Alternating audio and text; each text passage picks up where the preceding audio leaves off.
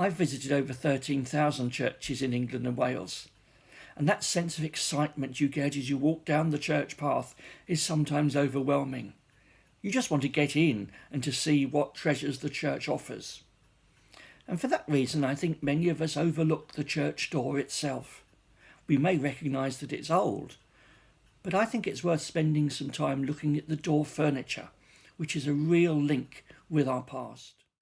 It's amazing that some of our door furniture dates back to the Norman period, and here we have some metalwork from the 12th century at the Church of Runhall in Norfolk. Look at those slippery eels at the top and the wonderful way in which the hinges themselves are attached to the door beneath. Yet there's an even more important door at Staplehurst in Kent. This has been dated to 1050 and shows the story of the Norse Day of Judgment, where everyone has been encircled by the Midgard serpent. You can see him on the left encircling the shoal of fish and his head coming back in the right-hand side of the picture. It shows you the influence of the Danish invaders just before the Normans arrived in this country. Such horseshoe shapes continued well into the Norman period. This is the door at Eastwood in Essex. You can't see it today, but it actually carries an inscription that says, "May peace rule those entering and leaving." Very soon, these horseshoes developed into scrolls, and this is the famous west door at Leighton Buzzard Parish Church.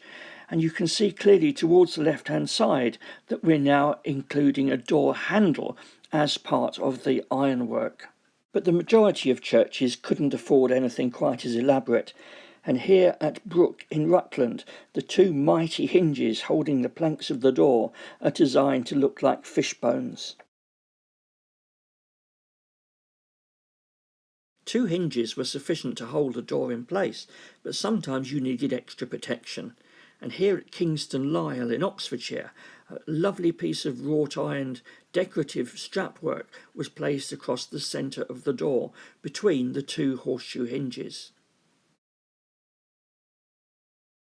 Here the handle is still seen as a separate unit, but at Tunstead in Norfolk it's been incorporated into a vine-like design which covers the whole of the door.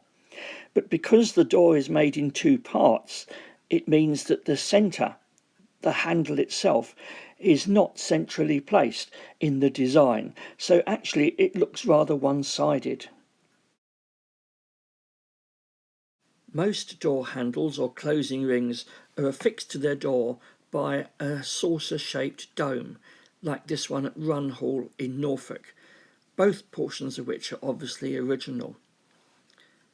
Sometimes they're more elaborate.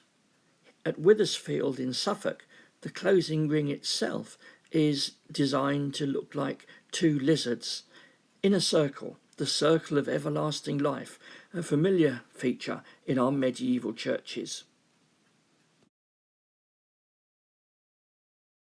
Like all exposed metalwork outside churches, it's important to keep this door furniture painted in order to preserve it from decay. And parish churches tell us about social history too.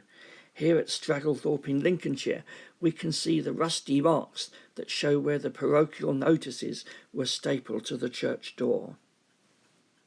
When the church wardens at West Hoathly in Sussex put a new door in 1626, they recorded the date in iron studs at the top. And whilst it's often said that churches were damaged in the English Civil War, it's usually the exception that proves the rule, and this is one of them, the door at Slimbridge in Gloucestershire, showing the holes cut for the muskets so that the royalists could defend the church from damage. The next time you visit a medieval church, look at the door furniture. If that handle's medieval, it's possible that 30 generations of locals have used that same handle to enter the church. It really is a direct link with our ancestors.